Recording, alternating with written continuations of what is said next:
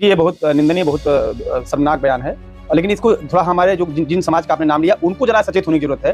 अभी जो बगल में नेपाल में, श्रीलंका में, बांग्लादेश में घटनाएँ घटी और जो भी गंभीर साथी हैं, वो इस बात को समझते होंगे कि स्वस्फूर्त वहाँ घटनाएँ नहीं घटी हैं, उनके पीछे बहुत गहरी साजिशें रही हैं। अगर उन साजिशों को समझने की कोशिश करेंगे, तो दक्षिणपंथ का ही दबाव बांग्लादेश में रहा है और नेपाल में भी रहा है। वो ताकतें जो डेमोक्रेसी में यकीन नहीं करती, जो लोकतंत्र में यकीन नहीं करती, चुनी हुई सरकारों को बदलने की कोशिश वहाँ की गई है। और भारत में अगर ये प्रयोग होगा, तो यकीनन अगर कोई आरएसएस से जुड़ा व्यक्ति और जो सांसद भी रहा है, अगर ये बयान दे रहा है, तो उसको बहुत गंभीरता से लेना चाहिए। लेकिन जो लोकतंत्र में यकीन करते हैं, जो संविधान में यकीन करते हैं, उन्हें जोरदारी के साथ अपनी एकता बनानी चाहिए, क्योंकि भारत में ऐसा हो भी सकता है। और ये करने के लिए एक संगठन भारत में है जिसका नाम है राष्ट्रीय स्वयं संघ, वो ऐसी साजिश कर भी सकता है। आज वो लोग संविधान के प्रक्रिया लेकर घूम रहे हैं कि नहीं घूम रहे हैं, आ रहे हैं ना, जाति गणना की बात कर रहे हैं कि नहीं, रोजगार की बात कर रहे हैं कि नहीं कर रहे हैं। ये बहुजन आंदोलन का ही तो प्रभाव है, उसके आंदोलन की तो देन है। अगर वो आंदोलन न करता, लगातार करता रहता, सड़कों पर लगा रहता, आज वो लोग जिन्होंने कभी भी जाति गणना की बात नहीं की, आज क्यों जाति गणना की बात कर रहे हैं? उन लोगों ने आज कोई है राजनीतिक दल भारत का जो आरक्षण के खिलाफ बोल दे? एक राजनीतिक दल बताइए। अभी आपने मोहन भागवत का नाम लिया ना, क्या बोला मोहन भागवत ने? हैसियत है उनकी, वो बोल देंगे, इस तरह का नहीं बोल सकते हैं। नमस्कार, सत श्री अकाल, जय भीम, जोहार। इस वक्त हमारे साथ हैं डॉक्टर आरजेपी चरवाहा, जो कि कमल उसरी के नाम से जाने जाते हैं। भारत के प्रसिद्ध और चर्चित मजदूर आंदोलन से जुड़े रहे हैं। सर, हमारे चैनल पर आपका बहुत बहुत स्वागत। जय भीम, जोहार, लाल सलाम। एक चीज देखने को मिल रहा है, लगातार जो अपर कास्ट के लोग हैं, जिनको हम ब्राह्मणवादी भी कह सकते हैं, उनके द्वारा लगातार ओबीसी, एससी, एसटी, माइनॉरिटी, जो बहुजन वर्ग के लीडरशिप हैं, उनके खिलाफ जहर उगलने का काम लगातार किया जाता रहा है।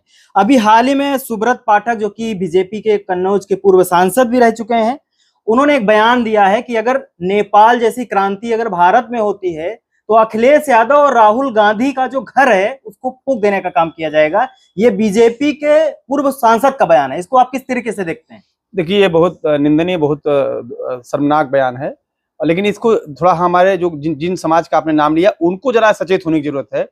अभी जो बगल में नेपाल में, श्रीलंका में, बांग्लादेश में घटनाएं घटी और जो भी गंभीर साथी हैं, वो इस बात को समझते होंगे कि स्वस्फूर्त वहाँ घटनाएं नहीं घटी हैं, उनके पीछे बहुत गहरी साजिशें रही हैं। अगर उन साजिशों को समझने की कोशिश करेंगे, तो दक्षिणपंथ का ही दबाव बांग्लादेश में रहा है और नेपाल में भी रहा है। वो ताकतें जो डेमोक्रेसी में यकीन नहीं करती, जो लोकतंत्र में यकीन नहीं करती, चुनी हुई सरकारों को बदलने की कोशिश वहाँ की गई है। और भारत में अगर ये प्रयोग होगा, तो यकीनन अगर कोई आरएसएस से जुड़ा व्यक्ति और जो सांसद भी रहा है, अगर ये बयान दे रहा है, तो उसको बहुत गंभीरता से लेना चाहिए। लेकिन जो लोकतंत्र में यकीन करते हैं, जो संविधान में यकीन करते हैं, उन्हें जोरदारी के साथ अपनी एकता बनानी चाहिए, क्योंकि भारत में ऐसा हो भी सकता है। और ये करने के लिए एक संगठन भारत में है जिसका नाम है राष्ट्रीय स्वयं संघ, वो ऐसी साजिश कर भी सकता है। और इसी तरह से हमें याद रहना चाहिए, अन्ना हजारे जो आंदोलन चला था, अन्ना हजारे के आंदोलन ने भी जनता के गुस्से को उद्दुलित करके और बदलाव की बात, भ्रष्टाचार की बात करते करते सबको गोलबंद किया और एक चुनी हुई सरकार को बदनाम किया, भ्रष्टाचार का फर्जी आरोप लगाया। और आज की तारीख में वो लोग सत्ता में काबिज हो गए हैं जो लोकतंत्र में विश्वास नहीं करते हैं, जो संविधान में विश्वास नहीं करते हैं, जो मनवाद पे यकीन करते हैं, जो हिंदू राष्ट्र बनाने के पर यकीन करते हैं। इसलिए इनके बयान को बहुत गंभीरता से लेना चाहिए, खासकर वंचित समाज के लोगों को, और आपस में वंचित समाज के लोगों को एकता बनानी चाहिए। जी, आपने हिंदू राष्ट्र की बात करी, तो उसी हिंदू राष्ट्र को बनाने के लिए बहुत सारे पिछड़े वर्ग के जो नेता हैं, युवा हैं, उनके संगठनों में जुड़े हुए हैं, बजरंग दल में जुड़े हुए हैं, आरएसएस में जुड़े हुए हैं, विश्व हिंदू परिषद में जुड़े हैं। यानी कि उन संगठनों की नींव का काम करने का काम ओबीसी के लोग कर रहे हैं। तो उनको आप किस तरीके से निकालने का? नहीं, ये बहुत तकलीफदेह है। हमारे लोग अज्ञानता बस हमारे लोगों को औजार बनाते हैं, क्योंकि उनकी संख्या है कम। हमारे लोगों को गुमराह करके, उनके अंदर झूठ फरेब करके ऐसा करते हैं। हमारे लोग चाहिए जो हमारे मसीहा हुए हैं, वो चाहे डॉक्टर अम्बेडकर हों, चाहे वो पेरियार हैं, चाहे वो भगत सिंह हैं, चाहे वो फूले साहब हैं, वो चाहे सावित्री बाई हैं, वो चाहे ललित सिंह यादव हैं, चाहे मानवर कांसीराम साहब हैं, इन सबको पढ़ना चाहिए और यकीनन अपने दोस्त और दुश्मन की पहचान करने का नजरिया बनाना चाहिए। और इस तरह के जो अपने ही विनाश के लिए उनके साथ अच्छा वो कोशिश भी करते हैं, वो झूठ फरेब बोलकर हमारे लोगों को गुमराह करते हैं। लेकिन मुझे विश्वास है कि हमारे लोग जब ही ये बहुजन विचारकी को, जो ही संविधान के विचारकों को पढ़ेंगे, तो उनसे अपनी दूरी बनाएंगे, क्योंकि वो देख रहे हैं वहाँ भारतीय क्या हासिल हुआ, वो देख रहे हैं विनय कटियार क्या हुआ, वो देख रहे हैं कल्याण सिंह का क्या हासिल हुआ, वो देख रहे हैं कि वहाँ जो गुजरात में तमाम ओबीसी लीडर थे, वो सिर्फ गन्ने की तरह ओबीसी, एससी या जो एसटी के लोग हैं, इनको गन्ने की तरह पेरेंगे, इनका रस निकालकर खुइया बनाकर बाहर फेंक देंगे। मैं अपने समाज के लोगों से, वंचित समाज के लोगों से आग्रह करूंगा, वो जितना जल्दी हो इन ब्राह्मणवादियों से, इन पूंजीवादियों से सावधान हो जाएं, उनके साथ काम करना बंद कर दें। आखिर क्या कारण है बीजेपी और आरएसएस के लोगों के द्वारा जो ओबीसी और एससी एसटी में लीडरशिप है, उस लीडरशिप के खिलाफ जहर उगलने का काम करते आए हैं, एक बात। और दूसरी बात, जो नए लीडरशिप तैयार हो रहे हैं खास करके बैकवर्ड में, युवाओं में, उन लीडरशिप को डाइवर्ट करके ब्राह्मणवादी मानसिकता में घुसेड़ने का काम कर रहे हैं। नहीं देखिए, ये बात तो सही है। देखिए, ये जो सरकार है हिटलर को अपना आइकन मानती है। हिटलर का एक प्रचार मंत्री था गोबल्स, जो बोलता था झूठ को बार बार जोर जोर चिल्लाकर तब तक बोलते रहो जब तक वो सच न लगने लगे। लेकिन उस सब के बावजूद भी हिटलर गया। बगल में इटली था, इटली में मुसोलिनी था, वो भी गया, तो ये भी जाएंगे, ऐसा नहीं है। तमाम झूठ फरेब के बावजूद भी सुप्रीम कोर्ट ने फैसला दिया था ना, याद है ना, 2 अप्रैल आपको 2018 बहुजन सड़क पे आया था कि नहीं आया था? 13 मार्च आपको 13 पॉइंट रोस्टर याद है कि नहीं है? ये तमाम कोशिश ये लगातार कर रहे हैं। ये सही बात है कि हमारे लोगों को गुमराह करने की कोशिश लगातार ये है, अभी ये कामयाब है। लेकिन हमें डॉक्टर अम्बेडकर के संविधान पर विश्वास है, हमें अपने बहुजन नायकों के विचारों पर विश्वास है, चाहे वो जगदेव बाबू हों, चाहे वो रामस्वरूप वर्मा हों, इन तमाम के विचारों को हमें विश्वास है। और हमें विश्वास है कि हमारे तमाम अभी इस दौर में जहां निराशा है वहीं आशा किरण भी है, वही तमाम उम्मीद किरण भी है। आज जब हम आप इस विषय पे बात कर रहे हैं, वरना हमारा समाज इस विषय पे बात करने को तैयार ही नहीं था। वो जो बोलते थे हमारा समाज उसको सुनता था। लेकिन आज हमारे समाज में जागरूकता आ रही है। यकीनन जिनकी तमाम दमन, तमाम तकलीफ, तमाम पीड़ा के बावजूद भी हमारे लोग लड़ेंगे। हिंदू राष्ट्र एक तो नहीं बनने देंगे, संविधान को बचाएंगे, लोकतंत्र को बचाएंगे, और पुनः अब जाके जानवर बनने वाले लोग नहीं है, स्पष्ट रहिए आप। मैं फिर से उसी पर आता हूं, आरएसएस पर ही आता हूं, क्योंकि आरएसएस में हमारे ओबीसी समाज के ज्यादातर डॉक्टर, इंजीनियर, इंटेलेक्चुअल वर्ग भी बड़े पैमाने पर जुड़ा है।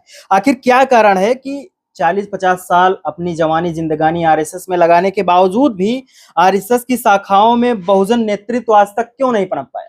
देखिए, हमने आपको अभी कहा ना कि वो गन्ने की तरह हमारे लोगों को पेरते हैं। जैसे गन्ना मीठा होता है, उसको चरखी में पेर के उसका रस निकाल के बाहर कर देंगे। हमें आज देखिए, आरएसएस यकीनन बहुत खतरनाक संगठन है, जो इंसानियत पे यकीन नहीं करता है, जो मानवता पे यकीन नहीं करता, जो संविधान पे यकीन नहीं करता।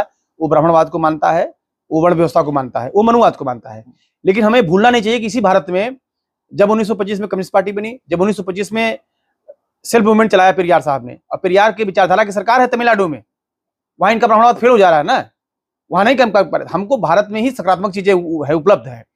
हमें पेरियार की वैचारिक को उत्तर भारत में ले आना है, और लाख कोशिश कर रहे हैं। डॉक्टर अम्बेडकर साहब की जो 22 प्रतिज्ञाएं हैं, लगातार पचाने की कोशिश करते हैं, लेकिन जब 22 प्रतिज्ञाएं जाती हैं डॉक्टर अम्बेडकर की, तो इनके पेट में पच नहीं पाती हैं। उस तरह हमारे मसीहा पेरियार साहब हैं, पेरियार की विचार की इनको फेल कर देती है। लेकिन जो विचार पेरियार के विचार की है, जो भगत सिंह के विचार की है, जो डॉक्टर अम्बेडकर के विचार की है, जो फुले साहब के विचार की है, जो रामस्वरूप वर्मा की है, जो जगदेव बाबू की है, ये सब तमाम विचार की भारत में है। इन्हीं को हमें घर घर तक पहुंचाना है, जनता तक पहुंचाना है। और आरएसएस के पैरेलल जो हमारे देश में तमाम संगठन काम कर रहे हैं, उनको गोलबंद करना है, और यकीनन हम गोलबंदी करके जीतेंगे। आरएसएस लगातार गुप्त एजेंडे के तहत संविधान के अगेंस्ट मनुस्मृति की बात करता आया है। आखिर मनुस्मृति में एससी बीसी को नीच बताने पर आरएसएस लगातार चुप क्यों रहा है? क्योंकि अभी मोहन भागवत के आप इंटरव्यूज देखेंगे तो मोहन भागवत, जो पहले मोहन भागवत थे, अब उनके बयान जो हैं बदल चुके हैं। अब वो समानता समरसता की बात करने लगे हैं। आखिर जाति विनाश की बात क्यों नहीं करते? देखिए, ये बात वो अच्छा क्यों कर रहे हैं? उनकी जो उनके गुरु हैं, शिवंज ऑफ थॉट उनका पढ़िए, आवर नेशनहुड पढ़िए गोलवरकर का, उसमें ये वो उसी हिसाब से कर रहे हैं, वो अलग से कुछ नहीं कर रहे हैं। लेकिन ये बात सही है कि भारत की आज़ादी के 75 साल हुआ, अभी लोकतंत्र भारत में जो आया, एक आबादी जो हजारों बरस तक गुलाम थी, जिसको जानवर से बदतर जिंदगी, जानवर से भी बदतर जीवन जीने के लिए मजबूर किया गया, वो आज़ादी के बाद अभी वो इंसानियत पे, वो लोकतंत्र को समझ रही है। अब आप देखेंगे कि वो पीढ़ी धीरे धीरे आगे बढ़ रही है और इनसे दो चार कर रही, सवाल जवाब कर रही है। लेकिन इनकी कोशिश है कि फिर से उल्टा ले जाने की। लेकिन हम आपको विश्वास दिलाते हैं, हमें पूरा विश्वास है कि फिर से वो जो आबादी आज़ादी के बाद इंसान बन गई, वो फिर से गुलाम अब बनने वाली नहीं है, इनसे लड़ेगी। हाँ, इनका झूठ, इनका फरेब सब रखा रह जाएगा। जब हिटलर नहीं रह पाया तो ये झूठलर कैसे रह पाएंगे? जब मुस्लिम नहीं रह पाया, ये फेक नारायण कैसे रह पाएंगे? सीधी सी बात है, फेक नारायण, झासाराम, इनके गुरु हैं आसाराम। तो हमारे गुरु कौन है? तथागत बुद्ध का धम्म है, डॉक्टर अम्बेडकर हैं, पेरियार हैं, फूले हैं, भगत सिंह हैं। तो हमारी वैचारिक के सामने टिकेगा नहीं। ये सही बात है कि झूठ फरेब से सत्ता में आ गए हैं, कुछ दिन सत्ता चला रहे हैं, इस संविधान को नुकसान पहुंचा रहे हैं, हमारे लोग हक अधिकार को नुकसान पहुंचा रहे हैं। इन सब के बावजूद मैं ये मानता हूं कि हमारी पीढ़ियां जो हजारों बरस गुलाम रही हैं वो इंसान बन रही हैं और अपने हक के लिए लड़ रही हैं। बीजेपी और आरएसएस के लोग झूठ और फरेब से आज सत्ता में आ गए हैं। हम वही बहुजन आंदोलन की बात करेंगे। अभी थोड़ी देर पहले इंटरव्यू हो रहा था हमारे साथी के साथ आपके द्वारा, बहुजन आंदोलन पर भी चर्चा हुई, तो हम उसी सवाल पर फिर से आना चाहेंगे। आखिर बहुजन आंदोलन अपने शुरुआती दौर जैसी ताकत आज क्यों नहीं दिखा पा रहा है, ये सबसे बड़ा सवाल है। देखिए ये मैं इसे बहुजन आंदोलन को सिर्फ आप सत्ता के गलियारों में, विधानसभाओं, लोकसभाओं में खोजना बंद करिए, मैं इसे एकदम सहमत नहीं था। मानवर कांशीराम साहब ये कहते थे कि जिसकी गैर राजनीतिक ताकत नहीं है वो राजनीति टिक नहीं सकती है, केवल पार्लियामेंट में और विधानसभा में खोजना बंद करिए। 2 अप्रैल मैंने आपको भी बताया, 2 अप्रैल 2018 को कौन सा पार्लियामेंट राजनीतिक दल ने घोषणा किया था, भारत बंद हुआ कि नहीं बंद हुआ। 13 मार्च 2019 को 13 पार्टी के खिलाफ कौन पार्टी घोषणा की थी, बहुजन आंदोलन ने किया, और पार्लियामेंट में नया कानून बनाना पड़ा। तो इसलिए मैं बहुजन वैचारिकों को बहुत पॉजिटिव तरीके से देखता हूँ, और मैं मानता हूँ कि न केवल भारत में बल्कि पूरी दुनिया में, बगल में आप नेपाल भी देखिए, बातें वहां हो रही कि नहीं हो रही हैं। तो इसलिए बहुजन वैचारिकी को मैं कमजोर नहीं मानता था, और सचमुच में बहुजन वैचारिकी तथागत बुद्ध के धम्म से आती है, और जो भारत का असली मूल निवासी है उस कंसेप्ट से जुड़ती है, वो सकारात्मक है। मैं स्पष्ट कहते हुए कह रहा हूं केवल उसको पार्लियामेंट के, संसद के गलियारों में खोजना बंद करिए। इसी आंदोलन से एक दूसरा जुड़ा हुआ मेरा सवाल है, आज जो बहुजन आंदोलन है सामाजिक न्याय से ज्यादा चुनावी राजनीति में बढ़ गया है, देखने को मिल रहा है ऐसा। मैंने आपको दोहराया ना आपका प्रश्न ही, मैंने कहा कि केवल संसद के गलियारों में, विधानसभाओं गलियारों में आप खोजना बंद करिए। मैंने 2 उदाहरण दिया कि भारत में किसी राजनीतिक दल ने 2 अप्रैल को और 13 मार्च को किया था, और उसमें कौन लोग थे? सब नीले झंडे के लोग घूम रहे थे, सड़कों पर आ गए थे, नौजवान आए थे, शहादत दिए थे कि नहीं दिए थे? और आज की तारीख में भारत का कौन सा राजनीतिक दल है जो डॉक्टर अम्बेडकर को या संविधान की बात किए बगैर राजनीति कर रहा हो? बताइए तो। ये बहुजन वैचारिकी के अगर दबाव न होता, उसके आंदोलन का प्रभाव न होता, जिन लोगों ने संविधान को मानने से इनकार किया था, वो चाहे लेफ्ट को चाहे राइट के लोग हों, आज अपनी रैलियों अपनी भाषण जय भीम से शुरू करते हैं, चाहे वो लेफ्ट के हो, मैं पूरी जिम्मेदारी से कह रहा हूं, चाहे वो लेफ्ट के लोग हों चाहे राइट के लोग हों, चाहे वो हमारे कामरेड साथी हों, चाहे वो जय श्री राम नारा लगाने वाले लोग हों, सबको जय भीम बोलना पड़ रहा है कि नहीं बोलना पड़ रहा है? और डॉक्टर अम्बेडकर के नाम लिए बगैर, पेरियार के नाम लिए बगैर, भगत सिंह के नाम लिए बगैर, फुले के नाम लिए बगैर कोई राजनीति कर पा रहा है भारत में आज? ये बहुजन वैचारिकी का देन है, ये बहुजन संघर्ष का, बहुजन आंदोलन की देन है जी।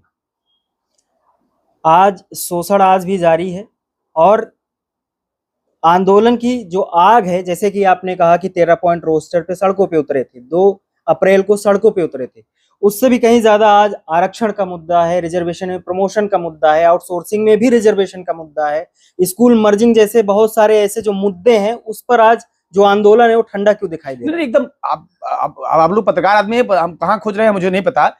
ये बताइए, जिन लोगों ने जाति गणना की बात नहीं की, जिन लोगों ने रोजगार की बात कभी नहीं करी, ये मुद्दे बहुजन के थे ना। आज वो लोग संविधान की प्रतियां लेकर घूम रहे हैं कि नहीं घूम रहे हैं? दिखा रहे हैं ना, जाति गणना की बात कर रहे हैं कि नहीं, रोजगार की बात कर रहे हैं कि नहीं कर रहे हैं? ये बहुजन आंदोलन का ही तो प्रभाव है, उसके आंदोलन का तो, उसके आंदोलन की ही तो देन है। अगर वो आंदोलन न करता, लगातार करता रहता, सड़कों पर लगा रहता, आज वो लोग जिन्होंने कभी भी जाति गणना की बात नहीं की, आज क्यों जाति गणना की बात कर रहे हैं? वो लोगों ने, आज कोई है राजनीतिक दल भारत का जो आरक्षण के खिलाफ बोल दे? एक राजनीतिक दल बताइए। अभी आपने मोहन भागवत का नाम लिया ना, क्या बोला मोहन भागवत ने? हैसियत है उनकी, वो बोल देंगे इस तरह का? नहीं बोल सकते हैं। इसलिए मैं बहुजन वैचारिकी को सल्यूट करता हूं। यह है कि इस दौर में एक बात जरूर है कि राष्ट्र पाखंडवाद को मिल रहा है, अंधविश्वास को मिल रहा है, बहुत सारी फंडिंग अंधविश्वास को, पाखंड को मिल रही है जी। यकीनन उससे उसका साहस थोड़ा, बहुत सारे पाखंडी, अंधविश्वासी, धार्मिक पाखंडी बढ़े हुए हैं, वो यकीनन हमारे आंदोलन को कमजोर करने की कोशिश कर रहे हैं। उस सब के बावजूद भी जो संविधान से जो नागरिक बन गए हैं वो लगातार सड़कों पर जूझ रहे हैं। अगर आप हमसे बात कर रहे हैं, तो अगर बहुजन वैचारिकी न होती तो आप जैसे पत्रकार हम लोगों से बात न करते। एक हमारा आखिरी सवाल है, भारत से बाहर जहां भी आंदोलन हुए हैं अन्याय और अत्याचार के खिलाफ, जो भी आंदोलन हुए, तो भारत में ऐसे आंदोलन का भविष्य क्या होगा?